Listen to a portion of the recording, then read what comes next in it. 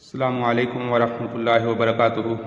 عزیز طلبہ، اللہ تعالیٰ کی ذات سے امید ہے کہ آپ سب خیریت سے ہوں گے اور آپ نے اپنا گزشتہ کام مکمل کر لیا ہوگا۔ بیٹا آج ہم اسی سبق جو بیت بکر سبق پڑھ رہے تھے اس سے 2-3 صفحے آگے پڑھیں گے۔ اس میں تدریبات تھیں، ان تدریبات کو حل کریں گے، اور اگر آپ نے گزشتہ سبق مکمل نہیں سنا یا اس کا کام مکمل نہیں کیا تو وہ آپ بھی مکمل کر لیں۔ دعا پڑھ لیجئے۔ رب یسر ولا تعسر وتمم بالخیر وبک نستعین یا فتاح یا فتاح یا فتاح۔ جی بیٹا کتابیں کھول لیجئے۔ یہ الدرس الحادی عشر، یہ ہم پڑھ رہے تھے بیت بکر، اس میں الکلمات الجدیدہ تک ہم نے کام مکمل کر لیا تھا، اور اسی طرح یہ پیچھے چند جملے تھے وہ بھی مجھے امید ہے کہ آپ نے اچھی طرح سن لیے ہوں گے اور ان کو آپ نے یاد کیا ہوگا، ان کا ترجمہ بھی آپ نے دیکھ لیا ہوگا۔ آج ہم تدریبات حل کریں گے۔ تدریبات، تمرینات، ان کا معنی ہوتا ہے مشق، یعنی جو ہم آپ کی اس کی تمرین کرواتے ہیں، اس کی دہرائی کرواتے ہیں، اس میں اس کی مشق آج ہم حل کریں گے۔ التدریب الاول، یہاں پر آپ دیکھ رہے ہیں 3 کالم بنے ہوئے ہیں۔ پہلا ہے المرکب الناقص الاضافی، المرکب الناقص الوصفی، المرکب التام۔ یہ آپ اردو میں بھی ان کی کچھ نہ کچھ آپ واقفیت کر چکے ہیں، اس کو پڑھ چکے ہیں، کچھ سمجھ چکے ہیں۔ تو پہلے ہم یہ سمجھیں گے کہ اضافی کیا ہوتا ہے، وصفی کیا ہوتا ہے، اور تام کیا ہوتا ہے۔ مرکب تو آپ پڑھ چکے ہیں، 2 یا 2 سے زیادہ کلمات جب آپس میں ملتے ہیں تو ان کو کہتے ہیں مرکب۔ یہ مرکب کا معنی ہوتا ہے ملنا۔ ناقص کا معنی ہوتا ہے جو اس الفاظ کو 2 یا 2 سے زیادہ ملے ہیں لیکن اس کے باوجود سننے والے کو کامل بات سمجھ نہیں آتی۔ اور اضافی کا معنی ہوتا ہے کسی کی طرف کسی چیز کی نسبت ہوتی ہے، کسی چیز کی نسبت ہوتی ہے، اس وجہ سے اس کو کہتے ہیں یہ اضافت ہے، اس کی اضافت اس کی طرف، یعنی یہ اس کی طرف منسوب ہے۔ اور اس کے مقابلے میں مرکب ناقص تو وہی ہے الوصفی، اس میں اس کا کوئی وصف بیان کیا جا رہا ہوتا ہے، اس کی کوئی صفت بیان کی جا رہی ہوتی ہے، تو اس وجہ سے اس کو وصفی کہتے ہیں، لیکن اس میں بھی سننے والے کو پوری بات سمجھ نہیں آتی۔ المرکب التام، یہ وہ مرکب ہے جس میں کلمات ملتے ہیں 2 یا 2 سے زیادہ، لیکن اس میں سننے والے کو بات مکمل سمجھ آ جاتی ہے۔ پہلی مثال دیکھیے، جیسے شارع المسجد، شارع المسجد۔ اب شارع روڈ کو کہتے ہیں، بڑے سڑک کو کہتے ہیں، مسجد کا روڈ یا مسجد کی سڑک، یعنی جو سڑک مسجد کی طرف جا رہی ہے یا اس پہ مسجد ہے، اس کو کہتے ہیں شارع المسجد۔ اسی طرح شارع المطار، ایئرپورٹ والی سڑک، ایئرپورٹ کی روڈ۔ اب دیکھیے اس میں نسبت کی جا رہی ہے، یعنی اس سڑک کی نسبت کس کی طرف کی جا رہی ہے؟ مسجد کی طرف۔ سڑک کی نسبت کس کی طرف کی جا رہی ہے؟ ایئرپورٹ کی طرف۔ اب اس مثال میں دیکھیے گا بیت بکرن، بکر کا گھر، گھر کی نسبت بکر کی طرف کی جا رہی ہے۔ اب یہ میرے ہاتھ میں قلم ہے، اگر میں یہ کہوں کہ یہ قلم زید کی ہے یا آپ کا نام محمد ہے تو میں کیا کہوں گا؟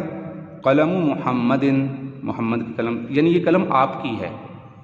تو بیت بکرن، بکر کا گھر، تو گویا کہ گھر کی نسبت بکر کی طرف کی جا رہی ہے۔ کتاب بکرن، بکر کی کتاب۔ امام البیت، گھر کے سامنے۔ اگر آپ غور کریں تو ان سب کے ترجمے میں بیچ میں کا کے یا کی کا لفظ آ رہا ہے۔ حول الحدیقتی، باغ کے ارد گرد۔ اب یہاں دیکھیے حدیقۃ واسعۃ، حدیقۃ واسعۃ، کشادہ باغ، اس میں کا کے کی کا لفظ نہیں آیا۔ مسجد کبیر، بڑی مسجد۔ بیت کبیر، بڑا گھر۔ السور المرتفع، المرتفع، اگر الف لام شروع میں آئے گا تو آخر میں تنوین نہیں آئے گی۔ السور المرتفع، بلند دیوار۔ البیت قریب، قریب گھر۔ تو اب یہاں پر ان سب کے دیکھا آپ نے، اس کے وصف بیان ہوئے ہیں، چھوٹا ہونا، بڑا ہونا، قریب ہونا، دور ہونا، یہ اوصاف ہیں۔ تو یہ ان کے، اب جیسے کشادہ باغ، اب یہ نہیں بتایا جا رہا کہ یہ باغ کشادہ ہے، یہ نہیں بتایا جا رہا۔ اس کی عربی اس طرح بنے گی الحدیقۃ واسعۃ، الحدیقۃ واسعۃ۔ اس کا ترجمہ یہ ہے کہ باغ کشادہ ہے، باغ کشادہ ہے۔ اب یہ کشادہ باغ، اب اس کے بارے میں یہ نہیں بتایا جا رہا ہے کشادہ باغ کہاں ہے، کشادہ باغ کے بارے میں کچھ بتانا چاہ رہے ہیں یا کشادہ باغ کے اندر کوئی ایسی چیز ہے، یہ نہیں، صرف یہی بتایا کشادہ باغ۔ جیسے یہ کہا جائے کہ سرخ قلم، یہ جو میرے پاس بال پین ہے ریڈ کلر کا ہے، سرخ رنگ کا ہے، تو بس صرف یہ بتایا جا رہا ہے کہ یہ سرخ بال پین ہے۔ اب اس کے بارے میں نہیں بتایا یہ کس کا ہے یا اس کو کیا کرنا ہے یا کسی کو دینا ہے، یہ حکم نہیں لگایا۔ المسجد کبیر، بڑی مسجد، البیت، المسجد کبیر، مسجد بڑی ہے، اس کا ترجمہ یہ ہوگا۔ البیت کبیر، گھر بڑا ہے۔ السور کبیر، دیوار بڑی ہے۔ البیت قریب، گھر قریب ہے۔ اب یہاں دیکھیے البیت، اب اس پر بھی الف لام ہے، جبکہ یہاں دیکھ رہے ہیں آپ اس کے دوسرے لفظ پہ کسی جگہ پر آپ کو الف لام نظر نہیں آ رہا، جبکہ اس کے مقابلے میں جو پہلے الفاظ ہیں ان میں الف لام ہے۔ الحدیقۃ، المسجد، البیت، السور، البیت۔ جبکہ یہاں پر بھی الف لام ہے تو یہاں بھی الف لام ہے، یہاں الف لام ہے تو یہاں بھی الف لام ہے۔ اگر یہاں الف لام شروع میں نہیں ہے تو دوسرے پر بھی الف لام نہیں ہے، کیوں؟ اس لیے کہ یہاں دیکھیں اب بعد میں تنوین آ گئی، یہاں بھی تنوین آ گئی، یہاں بھی تنوین ہے، یہاں بھی تنوین ہے، یہاں الف لام نہیں ہے، یہاں بھی الف لام نہیں ہے۔ حدیقۃ واسعۃ، کشادہ باغ۔ تو اب یہ آپ اس کو اصول کو یاد رکھیں، فی الحال آپ کی اس سطح تک اتنا اصول ہی کافی ہے۔ اب ہم آتے ہیں جو اگلی تدریب الثانی حل کرنی ہے، وہ اسی کے ساتھ ملتی جلتی ہے۔ وہ یہ ہے کہ یہاں پر مختلف الفاظ دے دیے گئے ہیں آپ کو، من، بیت، بعید، شارع، ان، بکر، استعد، یہ آپ نے شروع کے اسباق میں یہ لفظ پڑھا تھا، حولا، کبیر۔ تو اس طرح ان الفاظ سے اب آپ ان کے یہ مرکب ناقص، مرکب اضافی، مرکب توصیفی اور مرکب تام بنائیں گے باستخدام هذه الالفاظ، ان الفاظ کو استعمال کریں گے۔ ان میں بہت سے الفاظ تو ان کا ترجمہ آپ کو آتا ہے، من کا معنی سے، بیت کا معنی گھر، بعید دور، شارع روڈ سڑک، ان سے بکر نام ہے، ایک بچے کا نام ہے، استعد تیار ہو جائے چلیے، یہ وہاں پر آپ نے پڑھا تھا جو شروع میں وہاں ٹریفک کے اصول وغیرہ پڑھے تھے۔ حولا، ارد گرد، کبیر بڑا، مرتفع بلند، خالد یہ نام ہے، یجلس وہ بیٹھتا ہے، المسجد مسجد، سور دیوار، یجری وہ دوڑتا ہے، ھذا یہ، ثلاثۃ تین، الحرام حرام، یبکی وہ روتا ہے، یتوضأ وہ وضو کرتا ہے، سوق بازار، یخرج وہ نکلتا ہے، یدخل وہ داخل ہوتا ہے، یرکع وہ رکوع کرتا ہے، قریب قریب۔ اب ان الفاظ سے آپ نے مرکب ناقص میں سے اضافی اور توصیفی اور اسی طرح مرکب تام بنانا ہے۔ یہ نیچے آپ کو جگہ دی گئی ہے، اس کو آپ نے مکمل کرنا ہے۔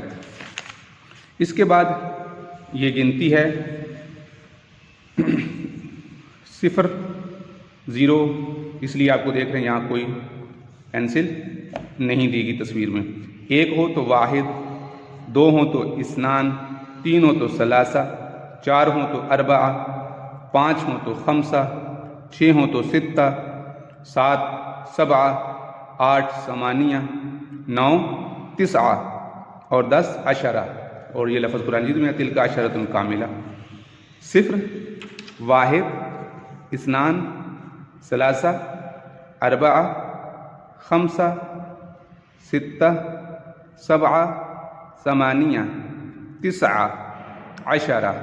تو بیٹا یہ گنتی آپ نے 10 تک یاد کرنی ہے۔ یہ آپ نے روزہ قاعدہ میں 10 تک گنتی یاد کی تھی، آپ کو یاد ہوگا آپ نے اشاروں کے ساتھ یاد کی تھی۔